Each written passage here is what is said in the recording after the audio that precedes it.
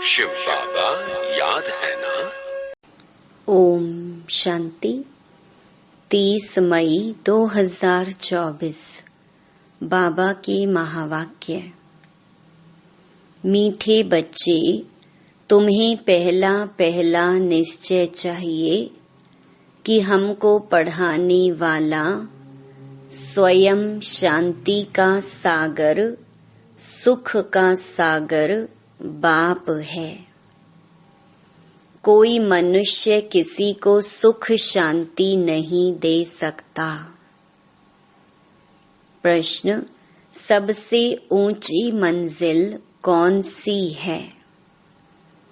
उस मंजिल को पाने का पुरुषार्थ क्या है? उत्तर, एक बाप की याद पक्की हो जाए, बुद्धि और कोई की तरफ ना जाए, यह ऊंची मंजिल है। इसके लिए आत्म अभिमानी बनने का पुरुषार्थ करना पड़े। जब तुम आत्म अभिमानी बन जाएंगे तो सब विकारी ख्यालात खत्म हो जाएंगे, बुद्धि का भटकना बंद हो जाएगा, देह के तरफ बिल्कुल दृष्टि ना जाए, यह मंजिल है। इसके लिए आत्म अभिमानी भव। ओम शांति। रूहानी बच्चों प्रति रूहानी बाप बैठ समझाते हैं। इनको ब्रह्मा बाबा को रूहानी बाप नहीं कहेंगे। आज के दिन को सतगुरुवार कहते हैं। गुरुवार कहना भूल है, सतगुरुवार। गुरु लोग तो बहुत ढेर हैं, सतगुरु एक ही है। बहुत हैं जो अपने को गुरु भी कहते हैं, सतगुरु भी कहते हैं। अभी तुम बच्चे समझते हो, गुरु और सतगुरु में तो फर्क है। सत अर्थात ट्रुथ, सत्य एक ही निराकार बाप को कहा जाता है, न कि मनुष्य को। सच्चा ज्ञान तो एक ही बार ज्ञान सागर बाप आकर देते हैं। मनुष्य को कभी सच्चा ज्ञान दे नहीं सकते। सच्चा है ही एक निराकार बाप। इनका नाम तो ब्रह्मा है। यह किसी को ज्ञान दे न सके। ब्रह्मा में ज्ञान कुछ भी था नहीं। अभी भी कहेंगे इनमें सारा ज्ञान तो है नहीं। संपूर्ण ज्ञान तो ज्ञान सागर परम पिता परमात्मा में ही है। अभी ऐसा कोई मनुष्य नहीं है जो अपने को सतगुरु कहला सके। सतगुरु माना संपूर्ण सत्य। तुम जब सत बन जाएंगे तो फिर यह शरीर नहीं रहेगा। मनुष्य को कभी सतगुरु कह नहीं सकते। मनुष्यों में तो पाई की भी ताकत नहीं है। यह खुद कहते हैं, मैं भी तुम्हारे जैसा मनुष्य हूँ। इसमें ताकत की बात उठ नहीं सकती। यह तो बाप पढ़ाते हैं, ना कि ब्रह्मा। यह ब्रह्मा भी उनसे पढ़कर फिर पढ़ाते हैं। तुम ब्रह्मा कुमार कुमारियां कहलाने वाले भी परमपिता परमात्मा सतगुरु से पढ़ते हो। तुमको उनसे ताकत मिलती है। ताकत का मतलब यह नहीं कि कोई को घूंसा मारो जो गिर पड़े। नहीं, यह है रूहानी ताकत जो रूहानी बाप द्वारा मिलती है। याद के बल से तुम शांति को पाते हो और पढ़ाई से तुमको सुख मिलता है। जैसे और टीचर्स तुमको पढ़ाते हैं वैसे बाप भी पढ़ाते हैं। यह भी पढ़ते हैं, स्टूडेंट हैं। देहधारी जो भी हैं वे सभी स्टूडेंट हैं। बाप को तो देह है नहीं, वह निराकार है, वही आकर पढ़ाते हैं। जैसे और स्टूडेंट पढ़ते हैं वैसे तुम भी पढ़ते हो। इसमें मेहनत की बात नहीं। पढ़ने समय हमेशा ब्रह्मचर्य में रहते हैं। ब्रह्मचर्य में पढ़कर जब पूरा करते हैं तब बाद में विकार में गिरते हैं। मनुष्य तो मनुष्य जैसे ही देखने में आते हैं। कहेंगे यह फलाना आदमी है, यह LLB है, यह फलाना ऑफिसर है। पढ़ाई पर टाइटल मिल जाता है, शक्ल तो वही है। उस जिस्मानी पढ़ाई को तो तुम जानते हो। साधु संत आदि जो शास्त्र पढ़ते पढ़ाते हैं उनमें कोई बड़ाई नहीं। उससे कोई को शांति तो मिल नहीं सकती। खुद भी शांति के लिए धक्के खाते हैं। जंगल में अगर शांति होती तो फिर वापस क्यों लौटते। मुक्ति को तो कोई पाता नहीं। जो भी अच्छे अच्छे नामी ग्रामी राम कृष्ण परमहंस आदि होकर गए हैं वह भी सब पुनर्जन्म लेते लेते नीचे ही आए हैं। मुक्ति जीवन मुक्ति को कोई भी पाते नहीं। तमो प्रधान बनना ही है। देखने में तो कुछ नहीं आता।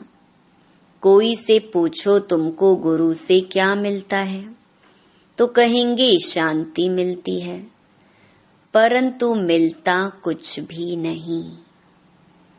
शांति का अर्थ ही नहीं जानते। अभी तुम बच्चे समझते हो बाबा ज्ञान का सागर है और कोई साधु संत गुरु आदि शांति का सागर हो न सके। मनुष्य किसको सच्ची शांति दे नहीं सकते। तुम बच्चों को पहले पहले तो निश्चय करना है, शांति का सागर एक बाप है जो हमको पढ़ाते हैं। सृष्टि का चक्कर कैसे फिरता है वह भी बाप ने समझाया है। मनुष्य मनुष्य को कभी सुख शांति दे नहीं सकते। यह ब्रह्मा उनका रथ है, तुम्हारे जैसा स्टूडेंट ही है। यह भी गृहस्थ व्यवहार में रहने वाला था, सिर्फ बाप को अपना रथ लोन पर दिया है, सो भी वानप्रस्थ अवस्था में। तुमको समझाने वाला एक बाप है। वह बाप कहते हैं सबको निर्विकारी बनना है। जो खुद नहीं बन सकते तो फिर अनेक प्रकार की बातें करेंगे, गालियां भी देंगे। समझते हैं हमारा जन्म जन्मांतर का भोजन जो बाप का वर्षा मिला हुआ है वह छुड़ाते हैं। अब छुड़ाते तो वह बेहद का बाप है ना। इनको भी उसने छुड़ाया, बच्चों को भी बचाने की कोशिश की, जो निकल सके उनको निकाला। अब तुम बच्चों की बुद्धि में है कि हमको पढ़ाने वाला कोई मनुष्य नहीं है। सर्वशक्तिमान एक ही निराकार बाप को कहा जाता है और किसको कहा नहीं जाता। वही तुमको नॉलेज दे रहे हैं, बाप ही तुमको समझाते हैं। यह विकार तुम्हारा सबसे बड़ा दुश्मन है। इनको छोड़ो। फिर जो नहीं छोड़ सकते हैं वे कितना झगड़ा करते हैं। माताएं भी कोई कोई ऐसी निकल पड़ती हैं जो विकार के लिए बड़ा हंगामा करती हैं। अभी तुम हो संगम युग पर, यह भी कोई नहीं जानते कि यह पुरुषोत्तम संगम युग है। बाप कितना अच्छी रीति समझाते हैं। बहुत हैं जिनको पूरा निश्चय है, कोई को सेमी निश्चय है, कोई को 100%, कोई को 10% भी है। अब भगवान श्रीमत देते हैं, बच्चे मुझे याद करो। यह है बाप का बड़ा फरमान। निश्चय हो तब तो उस फरमान पर चले ना। बाप कहते हैं, मेरे मीठे बच्चों, तुम अपने को आत्मा समझ बाप को याद करो। इनको याद नहीं करना है। मैं नहीं कहता, बाबा मेरे द्वारा तुमको कहते हैं। जैसे तुम बच्चे पढ़ते हो तो यह भी पढ़ता है। सब स्टूडेंट हैं। पढ़ाने वाला एक टीचर है। वह सब मनुष्य पढ़ाते हैं। यहाँ तुमको ईश्वर पढ़ाते हैं। तुम आत्माएं पढ़ती हो, तुम्हारी आत्मा फिर पढ़ाती है। इसमें बहुत आत्म अभिमानी बनना है। बैरिस्टर, इंजीनियर आत्मा ही बनती है। आत्मा को अब देह अभिमान आ गया है। आत्म अभिमानी के बदले देह अभिमानी बन पड़े हैं। जब आत्म अभिमानी हो तब विकारी नहीं कहला सकते। उनको कभी विकारी ख्याल भी नहीं आ सकता। देह अभिमान से ही विकारी ख्याल आते हैं। फिर विकार की ही दृष्टि से देखते हैं। देवताओं की विकारी दृष्टि कभी हो नहीं सकती। ज्ञान से फिर दृष्टि बदल जाती है। सतयुग में ऐसे थोड़े ही प्यार करेंगे, डांस करेंगे। वहाँ प्यार करेंगे, परंतु विकार की बांस नहीं होगी। जन्म जन्मांतर विकार में गए हैं तो वह नशा बहुत मुश्किल उतरता है। बाप निर्विकारी बनाते हैं तो कई बच्चियां बिल्कुल मजबूत हो जाती हैं। बस हमको तो पूरा निर्विकारी बनना है। हम अकेले थे, अकेले ही जाना है। उनको कोई थोड़ा टच करेगा तो अच्छा नहीं लगेगा। कहेंगे, यह हमको हाथ क्यों लगाते हैं? इनमें विकारी बास है। विकारी हमको टच भी ना करे। इस मंजिल पर पहुंचना है। देह तरफ बिल्कुल दृष्टि ही ना रहे। वह कर्मातीत अवस्था अभी बनानी है। अभी तक ऐसा नहीं है कि सिर्फ आत्मा को ही देखते हैं। मंजिल है। बाप हमेशा कहते रहते हैं, बच्चे अपने को आत्मा समझो। यह शरीर दुम है जिसमें तुम पार्ट बजाते हो। कई कहते हैं इनमें शक्ति है, परंतु शक्ति की कोई बात ही नहीं। यह तो पढ़ाई है। जैसे और भी पढ़ते हैं यह भी पढ़ते हैं। प्योरिटी के लिए कितना माथा मारना पड़ता है। बड़ी मेहनत है। इसलिए बाप कहते हैं, एक दो को आत्मा ही देखो। सतयुग में भी तुम आत्म अभिमानी रहते हो। वहाँ तो रावण राज्य ही नहीं, विकार की बात नहीं। यहाँ रावण राज्य में सब विकारी हैं। इसलिए बाप आकर निर्विकारी बनाते हैं। नहीं बनेंगे तो सजा खानी पड़ेगी। आत्मा पवित्र बनने बिगर ऊपर जा न सके। हिसाब किताब चुकतू करना पड़ता है। फिर भी पद कम हो पड़ता है। यह राजधानी स्थापन हो रही है। बच्चे जानते हैं स्वर्ग में एक आदि सनातन देवी देवताओं का राज्य था। पहले पहले तो जरूर एक राजा रानी होंगे, फिर डायनेस्टी होगी। प्रजा ढेर बनती है, उसमें अवस्थाओं में फर्क पड़ेगा। जिनको पूरा निश्चय नहीं, वह पूरा पढ़ भी न सके, पवित्र बन न सके। आधा कल्प के पतित एक जन्म में 21 जन्मों के लिए पावन बने, मासी का घर है क्या? मुख्य है ही काम की बात। क्रोध आदि का इतना नहीं। कहाँ बुद्धि जाती है तो जरूर बाप को याद नहीं करते हैं। बाप की याद पक्की हो जाएगी तो फिर और कोई की तरफ बुद्धि नहीं जाएगी। बहुत ऊंची मंजिल है। पवित्रता की बात सुनकर आग में जल मरते हैं। कहते हैं यह बात तो कभी कोई ने कही नहीं, कोई शास्त्र में है नहीं। बड़ा मुश्किल समझते हैं। वह तो है ही निवृत्ति मार्ग का धर्म अलग। उनको तो पुनर्जन्म ले फिर भी सन्यास धर्म में ही जाना है। वही संस्कार ले जाते हैं।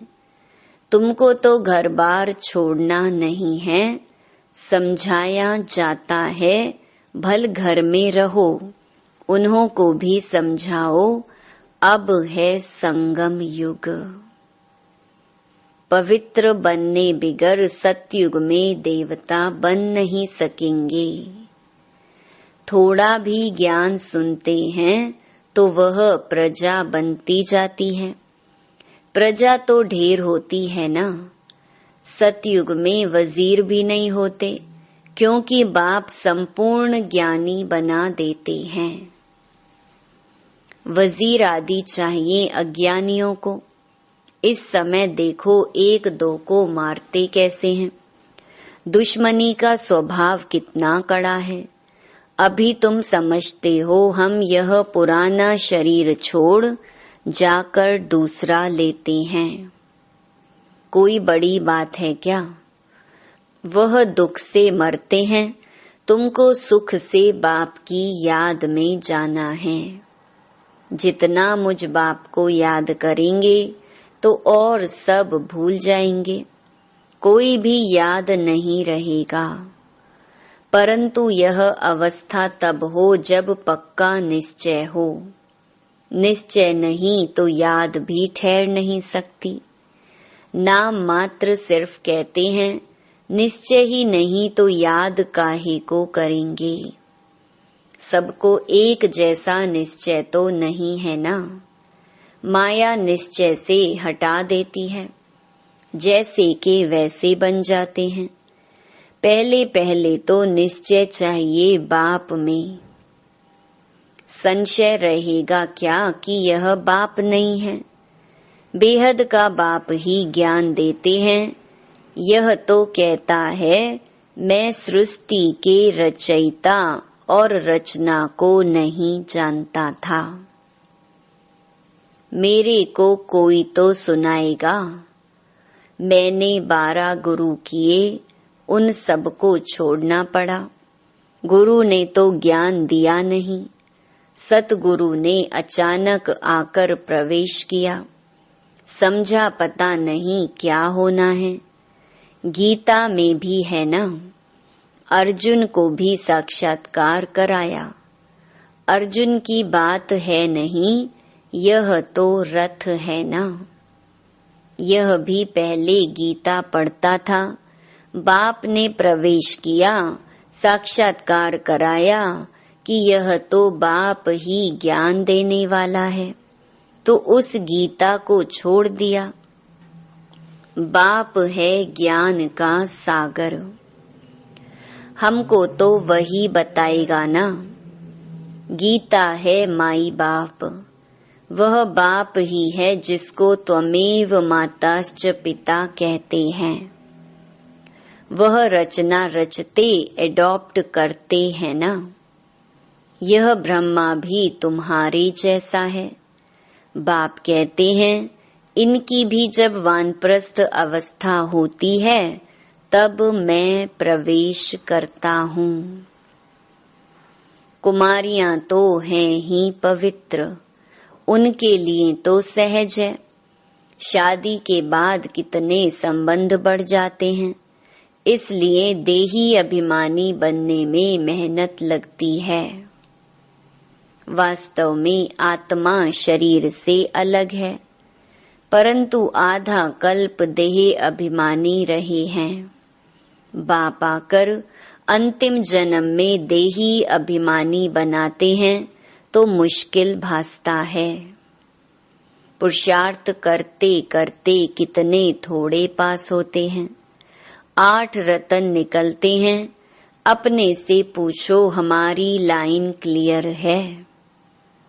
एक बाप के सिवाय और कुछ याद तो नहीं आता है। यह अवस्था पिछाड़ी में होगी। आत्म अभिमानी बनने में बहुत मेहनत है। अच्छा, मीठे मीठे सिके लधे बच्चों प्रति माता पिता बाप दादा का याद प्यार और गुड मॉर्निंग। रूहानी बाप की रूहानी बच्चों को नमस्ते। धारणा के लिए मुख्य सार।